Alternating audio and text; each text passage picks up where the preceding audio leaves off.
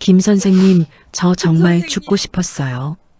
그 여자가 제 정말 손을 힘들어요. 붙잡고 울던 날, 저는 평생 모은 전세금 8천만 원을 보냈습니다. 그리고 정확히 일주일 뒤, 그 여자는 사라졌습니다. 전화번호도 없어졌고, 살던 집 주소도 가짜였습니다. 웃긴 건요. 돈을 보내던 순간까지도 저는 의심하지 않았다는 겁니다. 아니, 솔직히 말하면 의심하고 싶지 않았습니다. 아내를 먼저 보내고 7년. 누가 제 밥은 먹었냐고 물어봐 준 것도, 병원 다녀왔냐고 걱정해 준 것도, 비 오는 날 우산을 같이 써준 것도 처음이었거든요. 사람들은 말합니다. 요즘 세상에 그런 사기를 왜 당하냐고. 처음 본 여자한테 돈을 왜 빌려주냐고.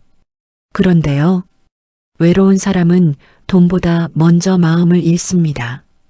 저는 그걸 너무 늦게 알았습니다. 이야기 시작합니다. 안녕하세요. 오늘도 찾아와 주셔서 감사합니다. 좋아요, 구독 눌러주세요. 구독은 무료이니 편하게 눌러주세요. 김 선생님, 오늘도 혼자 오셨어요? 처음엔 그 말이 별것 아니라고 생각했습니다. 그런데 이상하게도 그 한마디가 오래 남았습니다. 부산 영도구에는 비가 자주 내렸습니다. 바다에서 올라온 습한 바람이 골목을 타고 올라오면 오래된 빌라 창문은 밤새 덜컹거렸습니다. 김성우는 그런 소리에 익숙한 사람이었습니다. 68. 젊을 때는 조선소에서 용접 일을 했습니다. 쇳가루 날리는 현장에서 30해 넘게 버텼습니다. 두꺼운 장갑을 끼고 불꽃을 마주했습니다. 남들보다 말수는 적었지만 맡은 일은 끝까지 해내는 사람이었습니다. 아내는 그런 성우를 늘 답답하다고 했습니다. 당신은 좋은 말도 꼭 속으로만 해요. 성우는 그 말을 들을 때마다 멋쩍게 웃었습니다. 표현이 서툴렀습니다. 고맙다는 말도 미안하다는 말도 늘 한 박자 늦었습니다. 아내가 세상을 떠난 건 7년 전이었습니다. 갑작스러운 병이었습니다. 입원한 지 석 달 만에 아내는 성우 곁을 떠났습니다. 그 뒤로 집은 조용해졌습니다.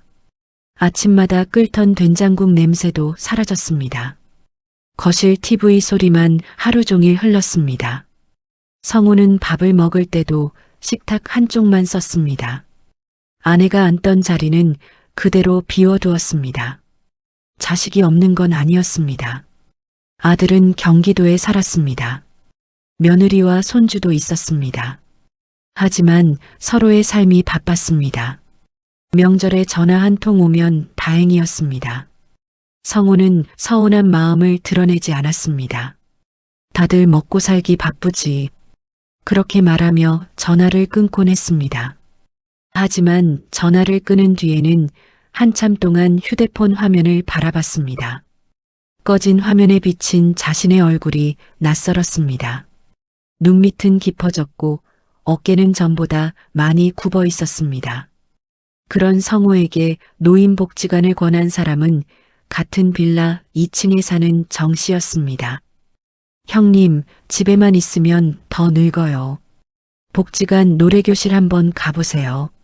성우는 처음엔 손사래를 쳤습니다. 내가 무슨 노래를 합니까?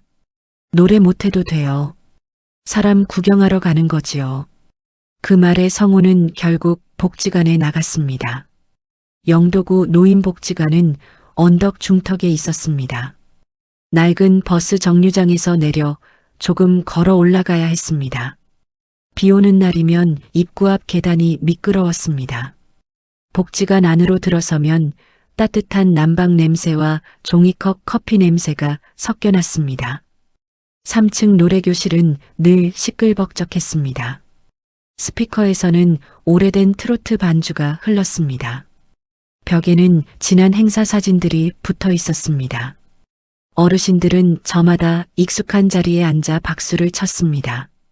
성우는 맨 뒤쪽 의자에 조용히 앉았습니다. 누가 말을 걸까봐 괜히 창밖만 바라봤습니다. 마이크가 돌아와도 손을 저었습니다. 저는 괜찮습니다.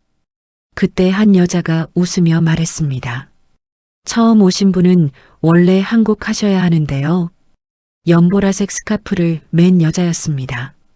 머리는 단정하게 말려 있었고 입가에는 늘 웃음이 걸려 있었습니다. 그녀의 이름은 이미숙이었습니다. 저는 노래를 못합니다. 못해도 괜찮아요.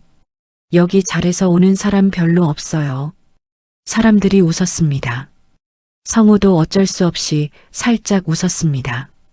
그날 성우는 결국 마이크를 잡았습니다. 박자를 2번 놓쳤고 가사도 한 줄 틀렸습니다. 얼굴이 붉어져 자리에 앉으려는데 미숙이 먼저 박수를 쳤습니다. 목소리 좋으시네요. 옛날 가수 같아요. 그 말이 성우에게는 이상하게 따뜻했습니다.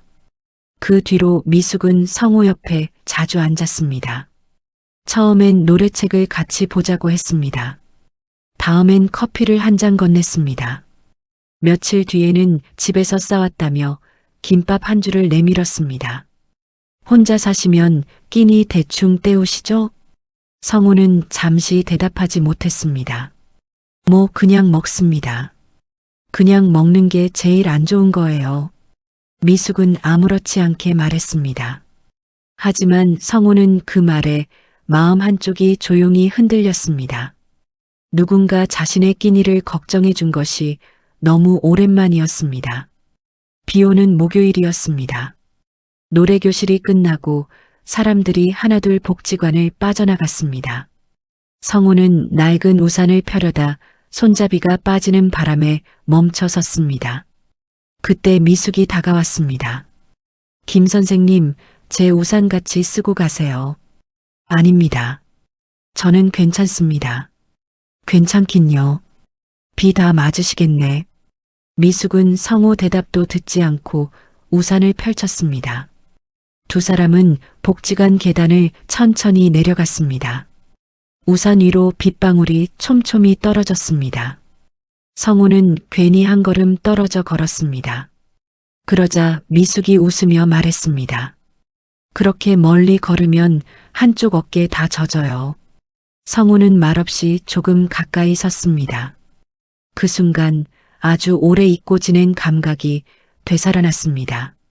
누군가와 나란히 걷는 느낌이었습니다. 그날 이후 성우는 노래교실 가는 날을 기다리기 시작했습니다. 달력에 작은 동그라미를 쳤습니다. 전날에는 셔츠를 다려놓았습니다. 거울 앞에서 머리도 한 번 더 빗었습니다. 자신도 그런 마음이 우스웠습니다. 68배 무슨 설렘이냐고 생각했습니다. 하지만 빈집에 혼자 앉아있는 밤보다 복지관의 시끄러운 웃음소리가 좋았습니다. 그리고 그 웃음 속에 미숙의 목소리가 있었습니다. 미숙은 성우에게 자신의 이야기를 조금씩 들려주었습니다. 젊어서는 식당 일을 오래 했다고 했습니다. 남편과는 오래전에 헤어졌고 아들은 지방에서 일한다고 했습니다. 혼자 사는 게 익숙한 척했지만 가끔 말끝이 쓸쓸했습니다. 밤에 아플 때가 제일 무서워요. 전화할 사람이 없으니까요. 성우는 그 말을 듣고 고개를 끄덕였습니다. 저도 그렇습니다. 두 사람은 그렇게 서로의 외로움을 알아보았습니다. 누가 먼저 깊이 들어오자고 한 것도 아니었습니다. 그저 비슷한 빈자리를 가진 사람들이었습니다. 하지만 성우는 몰랐습니다. 그 따뜻한 말들이 어디까지 진심이고 어디서부터 계산이었는지, 김밥 한 줄과 종이컵 커피 한 잔이 훗날 어떤 큰 대가로 돌아올지 그때의 성우는 알지 못했습니다. 다만 그날 밤 집으로 돌아온 성우는 아내 영정사진 앞에 조용히 앉았습니다. 그리고 오랜만에 낮은 목소리로 말했습니다. 여보, 오늘은 사람이랑 같이 걸었어. 창밖에는 여전히 비가 내리고 있었습니다. 부산 바다 쪽에서 불어온 바람이 낡은 창문을 흔들었습니다. 성우는 그 소리가 이상하게 덜 외롭게 들렸습니다. 겨울바람이 조금씩 차가워지기 시작할 무렵이었습니다. 부산 영도구 골목엔 붕어빵 냄새가 퍼졌고 복지관 창문에는 김이 서렸습니다. 노래교실 사람들은 두꺼운 조끼를 입고 모였습니다. 마이크를 잡은 어르신들의 목소리는 여전히 힘찼지만 성호 마음은 이전과 달라져 있었습니다. 이제 그는 노래교실에 노래 때문에 가지 않았습니다. 이미숙 때문이었습니다. 성호는 어느새 미숙 자리를 먼저 찾게 됐습니다. 복지관 계단을 올라갈 때도 문을 열 때도 괜히 마음이 바빴습니다. 미숙이 먼저 와 앉아 있으면 이상하게 안심이 됐습니다. 오늘 늦으셨네요? 버스가 좀 막혔습니다. 무슨 일 있는 줄 알았어요. 그 말을 듣는 순간 성호는 괜히 웃었습니다. 누군가 자신을 기다렸다는 사실이 낯설고도 따뜻했습니다. 두 사람은 점점 같이 있는 시간이 많아졌습니다.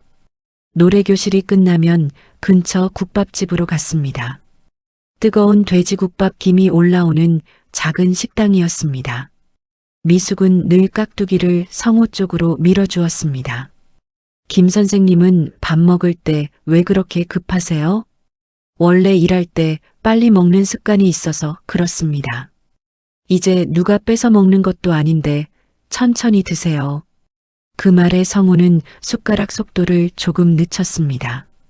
그런 사소한 순간들이 이상하게 좋았습니다. 어느 날은 미숙이 성호 목도리를 정리해 주었습니다. 목 다 드러났어요. 감기 걸리겠네. 성호는 순간 몸이 굳었습니다. 아내가 살아있을 때 이후로 누군가 자신의 옷깃을 만져준 적이 없었기 때문입니다. 집으로 돌아온 밤이면 성호는 자꾸 거울을 봤습니다. 희끗해진 머리도 신경 쓰였습니다. 낡은 패딩 대신 새 점퍼를 하나 사야 하나 고민도 했습니다. 그러면서도 마음 한구석은 불안했습니다. 내 나이에 이게 뭐하는 짓인가. 하지만 외로움은 사람 생각보다 깊었습니다.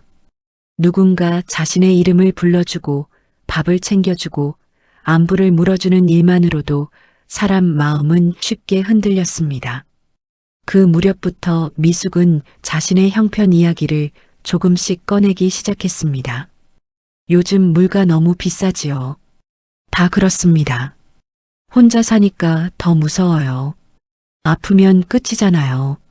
성호는 조용히 고개를 끄덕였습니다. 며칠 뒤에는 이런 말도 했습니다. 휴대폰 요금이 밀렸는데 정신이 하나도 없네요. 성호는 별뜻 없이 물었습니다. 많이 밀렸습니까? 아니에요. 얼마 안 되는데 괜히 신경 쓰여서요. 그날 점심을 먹고 나오던 길이었습니다. 성호는 근처 ATM 앞에서 지갑을 꺼냈습니다. 얼마 필요합니까? 미숙은 손사래를 쳤습니다. 아유, 아닙니다. 그런 뜻으로 말한 거 아니에요. 그래도 급하면 써야지요. 성호는 20만 원을 뽑아 미숙 손에 쥐어줬습니다. 미숙은 한참 망설이는 척하다가 작은 목소리로 말했습니다. 정말 금방 갚을게요. 그런데 정말 사흘 뒤 미숙은 돈을 그대로 갚았습니다. 괜히 죄송해서 잠이 안 오더라고요. 오히려 커피와 호두과자까지 사왔습니다. 성호는 그날 마음이 더 놓였습니다. 어려워도 약속 지키는 사람이네. 그 뒤로 작은 부탁들이 이어졌습니다. 병원 검사비가 조금 모자라네요. 아들 생일인데 그냥 넘어가기가 그렇고 카드 결제일이 오늘인데 내일 돈이 들어오거든요. 금액은 크지 않았습니다. 30만 원, 50만 원, 70만 원. 그리고 미숙은 꼭 갚았습니다. 오히려 갚을 때마다 더 미안해했습니다. 김 선생님 아니었으면 정말 큰일 날 뻔했어요. 그 말을 들을 때마다 성호는 묘한 책임감을 느꼈습니다. 누군가에게 필요한 사람이 된 기분이었습니다. 하지만 복지관 사회복지사 박지연은 두 사람을 보며 자꾸 신경이 쓰였습니다. 34세 젊은 사회복지사였습니다. 항상 차분했고 어르신들 표정을 유심히 보는 사람이었습니다. 어느 날 지연이 성우를 따로 불렀습니다. 김 선생님, 잠깐 말씀 좀 드려도 될까요? 복도 끝 작은 상담실이었습니다. 창밖으로 겨울비가 내리고 있었습니다. 지연은 조심스럽게 말을 골랐습니다. 실례가 안 된다면 혹시 이미숙 선생님이 돈 부탁 같은 거 하신 적 있으세요? 성우 표정이 순간 굳었습니다. 왜 그런 걸 물으십니까? 아니, 그냥 어르신들 사이에서 돈 거래가 가끔 문제가 돼서요. 성우는 조금 불쾌했습니다. 잠깐 급한 거 도와준 적은 있습니다. 지연은 한숨을 삼켰습니다. 너무 깊게 얽히지는 마세요. 사람 일은 모르는 거니까요. 성우 목소리가 낮아졌습니다. 그런 사람 아닙니다. 제가 오해했다면 죄송해요. 그냥 걱정돼서 말씀드린 거예요. 하지만 성우 귀에는 그 말이 좋게 들리지 않았습니다. 상담실에서 나온 성우는 괜히 기분이 무거웠습니다. 마치 자신이 이상한 짓이라도 하는 사람처럼 느껴졌습니다. 그날 노래교실이 끝난 뒤 미숙은 성우 얼굴을 보고 바로 물었습니다. 무슨 일 있으셨어요? 아닙니다. 표정이 안 좋으신데. 성우는 잠시 망설이다가 상담실 이야기를 했습니다. 그러자 미숙 얼굴이 굳었습니다. 제가 민폐인가 보네요. 그런 뜻 아닙니다. 다들 혼자 사는 여자라고 이상하게 봐요. 미숙 눈가가 금세 붉어졌습니다. 그래서 저는 사람한테 기대 안 하려고 했어요. 그 모습을 본 순간 성우 마음은 다시 흔들렸습니다. 신경 쓰지 마세요. 젊은 사람들은 원래 걱정이 많습니다. 미숙은 고개를 숙인 채 웃었습니다. 그래도 김 선생님은 절 믿어주시네요. 그 말에 성우는 대답하지 못했습니다. 믿음이라는 말이 이상하게 가슴 깊이 들어왔기 때문입니다. 그날 밤 성우는 혼자 소주 한 병을 꺼냈습니다. 작은 상 위에는 마른 멸치 안주가 놓여 있었습니다. TV에서는 오래된 가요 프로그램이 흘러나왔습니다. 성우는 술잔을 들고 한참 생각했습니다. 사람 하나 믿는 게 그렇게 잘못된 건가? 12월 초였습니다. 부산 바람이 더 차가워졌습니다. 영도구 골목마다 김장 냄새가 올라왔고 복지관 창문 틈으로는 찬 기운이 스며들었습니다. 그날 노래교실은 유난히 조용했습니다. 이미숙이 나오지 않았기 때문입니다. 성우는 자꾸 출입문 쪽을 바라봤습니다. 수업이 끝날 때까지도 미숙은 나타나지 않았습니다. 괜히 마음이 불안했습니다. 휴대폰을 몇 번이나 들여다보다가 결국 전화를 걸었습니다. 신호음이 길게 이어졌습니다. 한참 뒤에야 미숙 목소리가 들렸습니다. 여보세요. 목소리가 이상했습니다. 울고 난 사람처럼 잠겨 있었습니다. 어디 아픕니까? 잠시 침묵이 흘렀습니다. 아니에요. 그냥 좀 정신이 없어서요. 무슨 일 있습니까? 미숙은 한동안 대답하지 않았습니다. 그러다 아주 작은 목소리로 말했습니다. 집 문제 때문에요. 성우는 바로 외투를 걸쳤습니다. 어디 있습니까? 미숙은 복지관 뒤편 작은 공원 벤치에 앉아 있었습니다. 겨울바람에 손끝이 새빨갰습니다. 눈가는 퉁퉁 부어 있었습니다. 성우가 다가가자 미숙은 급하게 얼굴을 돌렸습니다. 오지 말라고 했잖아요. 무슨 일인지 말해보세요. 미숙은 떨리는 손으로 가방 안에서 서류 몇 장을 꺼냈습니다. 전세 계약서였습니다. 빨간 도장이 찍혀 있었고 날짜와 금액도 적혀 있었습니다. 집주인이 갑자기 전세 연장 안 해준대요. 미숙 목소리가 갈라졌습니다. 보증금 일부를 오늘 안에 못 맞추면 방 빼라고 했어요. 성우는 계약서를 한참 들여다봤습니다. 서류는 너무 멀쩡했습니다. 오히려 그래서 더 의심하지 않았습니다. 아들은 뭐라고 합니까? 그 말을 듣자 미숙 표정이 무너졌습니다. 아들 사업도 망해서 지금 정신이 없어요. 그래도 가족인데 집만 되는 엄마 싫겠죠. 미숙은 억지로 웃었습니다. 그 웃음이 더 처량해 보였습니다. 그날 이후 미숙은 자주 불안해했습니다. 노래교실 중간에도 자꾸 밖으로 나가 전화를 받았습니다. 손톱을 물어뜯기도 했습니다. 밥도 제대로 못 먹었습니다. 어느 날은 국밥집 앞에서 갑자기 울음을 터뜨렸습니다. 저 진짜 너무 무서워요. 식당 안 사람들이 힐끔거리기 시작했습니다. 성우는 당황해 냅킨을 건넸습니다. 일단 진정하세요. 평생 남 눈치 안 보고 살아보려고 버텼는데 이 나이에 길바닥 나앉게 생겼어요. 성우는 아무 말도 못했습니다. 그날 밤 미숙은 처음으로 성우에게 긴 문자를 보냈습니다. 김 선생님 만나고 처음으로 사람 사는 기분 들었어요. 혼자 죽어도 아무도 모를 줄 알았는데 고맙습니다. 성우는 그 문자를 몇 번이나 다시 읽었습니다. 그리고 답장을 쓰려다 지웠습니다. 저도 그렇습니다. 짧은 한 줄만 보냈습니다. 며칠 뒤였습니다. 미숙은 성우를 부산 남포동의 작은 부동산 사무실 앞으로 불렀습니다. 간판 불빛이 희미한 오래된 부동산이었습니다. 미숙 얼굴은 잔뜩 굳어 있었습니다. 집주인이 오늘까지만 기다린다고 했어요. 그때였습니다. 부동산 안에서 중년 남자가 나왔습니다. 이미숙 씨, 저희도 더는 어렵습니다. 성우는 순간 긴장했습니다. 남자는 성우를 힐끗 보더니 한숨을 쉬었습니다. 보증금 일부만 맞추면 연장 가능한데 참 안타깝네요. 그 말까지 들으니 성우 마음은 완전히 기울었습니다. 지금 생각하면 이상한 점도 있었습니다.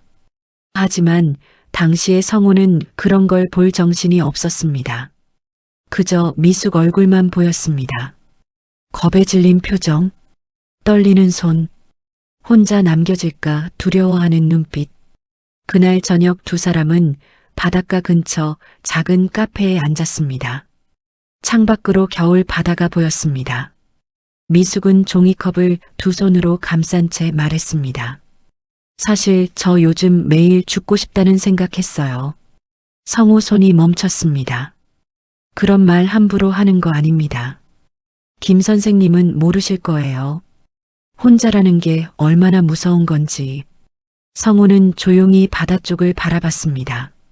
압니다. 두 사람 사이에 잠시 침묵이 흘렀습니다.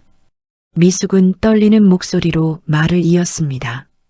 저 사실은요. 그리고 아주 천천히 성우 손등 위에 자기 손을 올렸습니다. 김 선생님 없었으면 진작 무너졌을 거예요. 성우 심장이 크게 뛰었습니다. 따뜻했습니다. 너무 오랜만이었습니다. 누군가에게 필요한 사람이 되는 기분. 누군가가 자신 때문에 버틴다고 말해주는 순간 미숙은 눈물을 닦으며 웃었습니다. 우리 나이에 무슨 욕심이 있겠어요. 그냥 아프면 병원같이 가주고 밥같이 먹고 그렇게만 살아도 좋잖아요. 그 말을 듣는 순간 성우 마음속 무언가가 무너졌습니다. 그날 이후 성우는 잠을 제대로 이루지 못했습니다. 통장 잔고를 몇 번이나 확인했습니다. 전세 재계약 때문에 따로 모아둔 돈이 있었습니다. 아내와 평생 아껴 모은 돈이었습니다. 쉽게 건드릴 돈이 아니었습니다. 하지만 미숙 얼굴이 자꾸 떠올랐습니다. 오늘 못 막으면 길바닥에 나앉는다잖아. 며칠 뒤 미숙은 결국 성우 앞에서 무릎까지 꿇으려 했습니다. 안 됩니다. 성우가 급히 붙잡았습니다. 김 선생님, 저 진짜 이번만 살려주세요.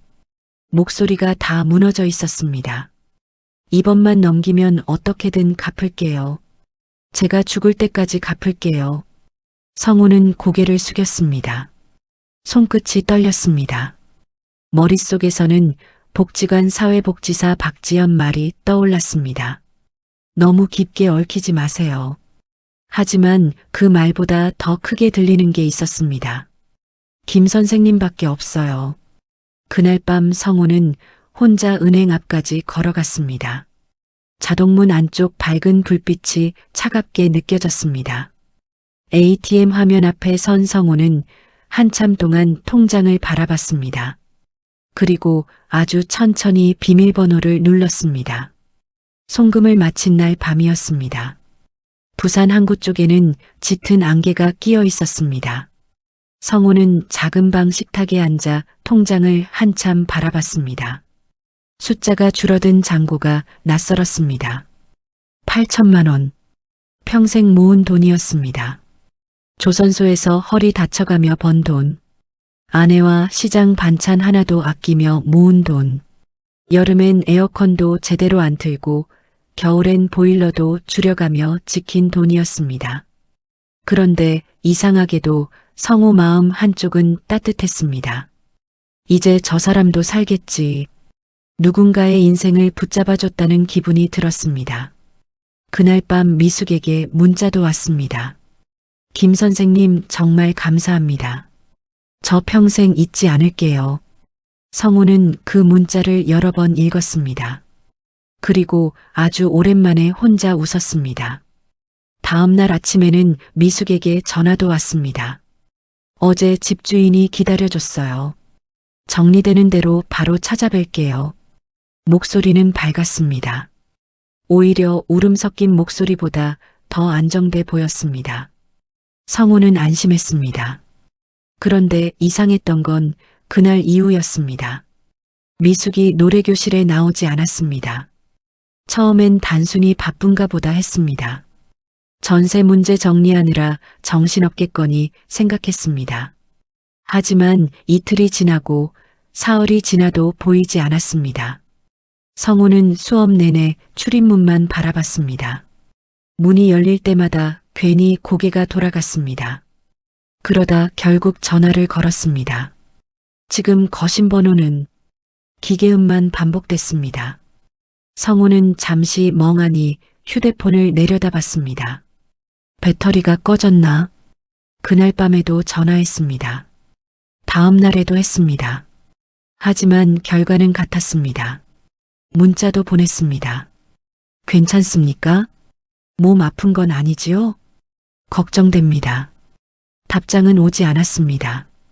불안감은 천천히 올라왔습니다. 밥맛이 없어졌습니다. TV를 켜도 귀에 들어오지 않았습니다. 밤에는 자꾸 잠이 깼습니다. 그리고 일주일째 되던 날, 성호는 결국 미숙이 알려준 주소를 찾아갔습니다. 부산 서구의 오래된 빌라였습니다. 좁은 골목 안쪽, 햇빛도 잘 들지 않는 낡은 건물이었습니다. 벽에는 습기가 올라와 있었고 계단 난간은 녹슬어 있었습니다. 성호는 302호 앞에 섰습니다. 심장이 이상하게 뛰었습니다. 몇 번 숨을 고른 뒤 초인종을 눌렀습니다. 잠시 뒤 문이 열렸습니다. 그런데 나온 건 처음 보는 중년 여자였습니다. 누구세요? 성호는 당황했습니다. 이미숙 씨 안 계십니까? 여자는 인상을 찌푸렸습니다. 여기 그런 사람 없는데요? 성호 표정이 굳었습니다. 아니 여기 산다고. 우린 여기 2년째 살고 있어요. 순간 머릿속이 하얘졌습니다. 성호는 한참 동안 문 앞에 서 있었습니다. 여자는 이상한 사람 보듯 문을 닫았습니다. 철컥. 문 닫히는 소리가 유난히 크게 들렸습니다. 성호는 천천히 계단을 내려왔습니다. 다리가 후들거렸습니다. 골목벽에 손을 짚고 겨우 몸을 버텼습니다. 겨울바람이 얼굴을 때렸습니다.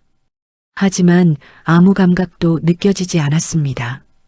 설마 그 단어 하나가 머릿속을 계속 맴돌았습니다. 그날 저녁 성호는 복지관으로 갔습니다. 노래교실은 이미 끝난 뒤였습니다. 복도 불은 절반쯤 꺼져 있었습니다. 사회복지사 박지연이 사무실 문을 잠그다 성호를 발견했습니다. 김 선생님? 아직 안 가셨어요? 성우는 한참 동안 입을 열지 못했습니다. 그리고 아주 힘겹게 물었습니다. 이미숙 씨 연락 안 됩니까? 그 순간 지연 표정이 굳었습니다. 짧은 침묵이 흘렀습니다. 지연은 성우 얼굴을 한참 바라보다가 조용히 말했습니다. 혹시 돈 보내셨어요? 성우는 대답하지 못했습니다. 그 반응만으로도 충분했던 것 같습니다. 지연은 작게 한숨을 쉬었습니다. 죄송해요. 제가 더 강하게 말씀드렸어야 했는데. 성우 목소리가 떨렸습니다. 무슨 말입니까? 지연은 주변을 살피더니 작은 상담실로 성우를 데려갔습니다. 형광등 불빛 아래 성우 얼굴은 창백했습니다. 지연은 조심스럽게 말을 이었습니다. 사실 다른 복지관에서도 비슷한 이야기가 있었어요. 성우 눈이 천천히 흔들렸습니다. 혼자 사는 어르신들한테 접근해서 조금씩 돈 빌리고 신뢰 쌓고. 지연은 끝내 말을 다 잊지 못했습니다. 성우는 멍하니 허공만 바라봤습니다. 귀에서는 웅웅 소리가 났습니다. 믿기지 않았습니다. 아니, 믿고 싶지 않았습니다. 그동안 함께 웃었던 시간들, 우산을 같이 쓰던 날, 김밥을 건네던 손, 바닷가 카페에서 떨리던 목소리, 그게 전부 거짓이었다는 말입니까? 성우는 천천히 자리에서 일어났습니다. 김 선생님, 괜찮습니다. 하지만 전혀 괜찮지 않았습니다. 집으로 돌아오는 길, 성우는 몇 번이나 길을 잘못 들었습니다. 익숙한 골목인데도 낯설었습니다. 빌라 계단을 올라가는데 숨이 찼습니다. 현관문을 열자 차가운 공기가 밀려왔습니다. 불도 켜지 않은 채 거실 바닥에 주저앉았습니다. 어둠 속에서 아내 영정 사진만 희미하게 보였습니다. 성우는 한참 동안 아무 말도 하지 못했습니다. 그리고 아주 낮은 목소리로 중얼거렸습니다. 여보, 목이 꽉 막혔습니다. 내가 바보였나 보다. 그 순간 참았던 감정이 한꺼번에 무너졌습니다. 성우는 얼굴을 감싼 채 울기 시작했습니다. 돈 때문만은 아니었습니다. 평생 성실하게 살았다고 믿었던 자신이 누군가에게 너무 쉽게 흔들렸다는 사실이 견딜 수 없었습니다. 무엇보다 더 서러웠던 건 따로 있었습니다. 그 여자가 가져간 건 돈만이 아니었습니다.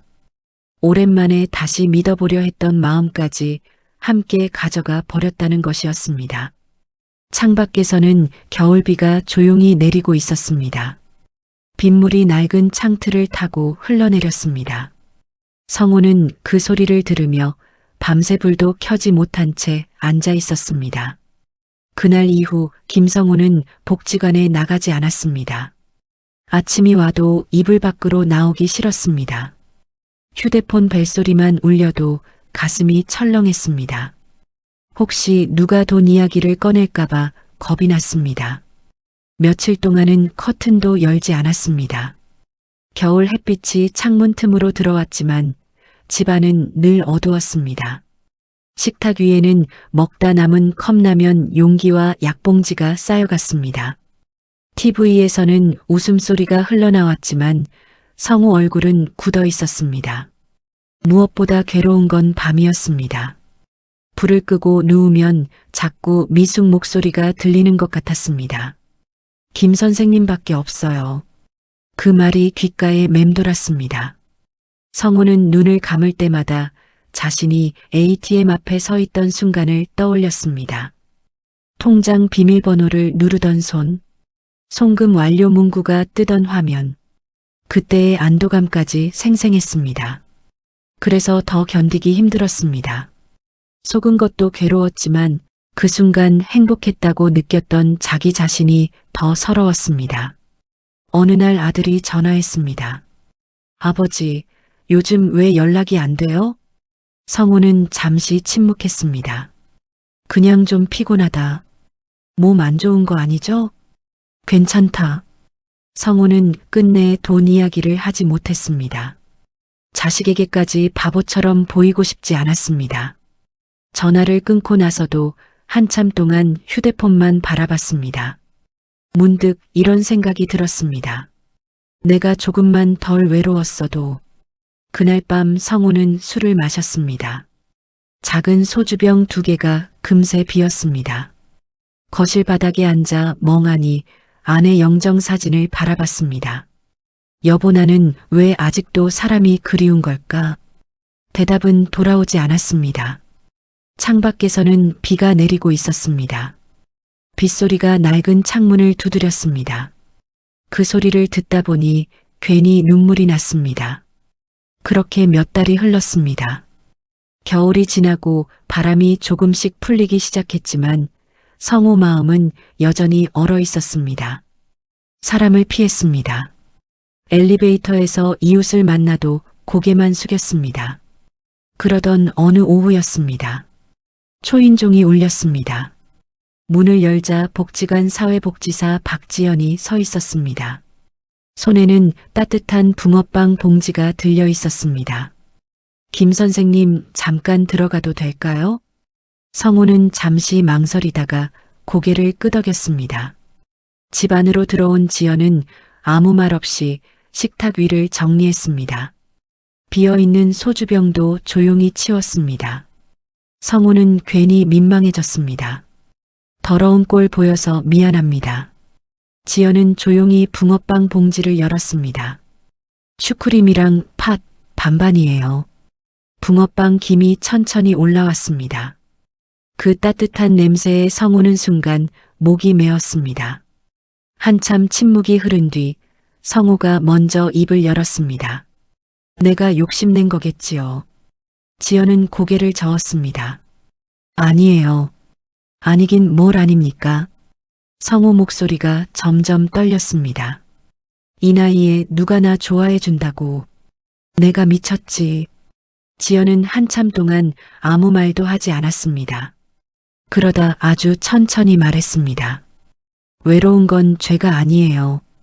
그 순간 성우 눈가가 흔들렸습니다. 사람은 누구나 누군가 필요해요. 특히 혼자 오래 버틴 사람일수록 더 그래요. 성우는 끝내 얼굴을 돌렸습니다.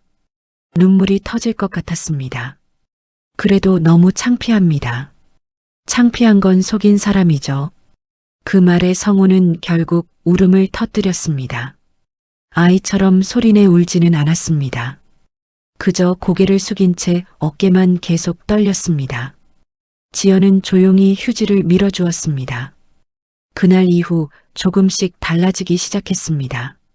처음에는 집 앞 편의점까지 내려가는 것부터 시작했습니다. 며칠 뒤에는 아침 산책도 했습니다. 그리고 어느 날 성우는 다시 복지관 앞까지 걸어갔습니다. 하지만 노래교실 문 앞에서는 발걸음이 멈췄습니다.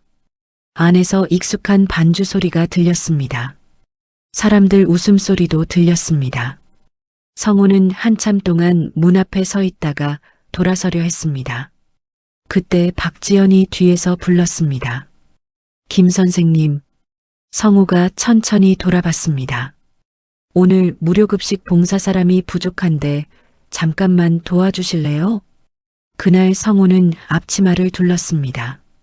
큰 솥에서는 미역국 냄새가 올라왔습니다. 배식판 부딪히는 소리가 복지관 식당 안에 울렸습니다.